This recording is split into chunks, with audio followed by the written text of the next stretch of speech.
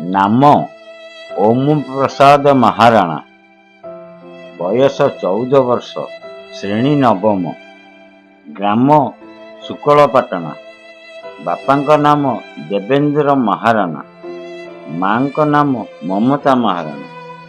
ଖବରଟି ଗତ 25 ତାରିଖ ରାତ୍ରି 9 ଘଣ୍ଟିକା ସମୟରେ ସର୍ପ ଦଂଶନ କରିଥିଲେ।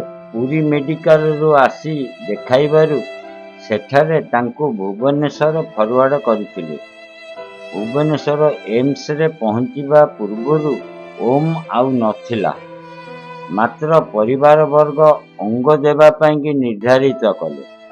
ଗତ 26 ତାରିଖ ରାତିରେ ତାଙ୍କର ଆଖିଦ୍ୱୟ ଏମ୍ସଠାରେ ଡୋନେଟ୍ କରାଯାଇଥିଲା। ପୁରୀ ଏସ୍ପିଙ୍କ ନିର୍ଦ୍ଦେଶକ୍ରମେ ଆଡିସନାଲ ଏସ୍ପି, ସମୁଦ୍ରକୂଳ ଥାନା ଏସ୍ଆଇ ପିକେ ସୁବୁଦ୍ଧିଙ୍କ ତତ୍ତ୍ୱାବଧାନରେ ଗାର୍ଡ ଅଫ୍ ଅନର ପୁରୀ ସ୍ୱର୍ଗଦ୍ୱାରଠାରେ ଦିଆଯାଇଥିଲା ଏବଂ ଶେଷକୃତ୍ୟ ହୋଇଥିଲା।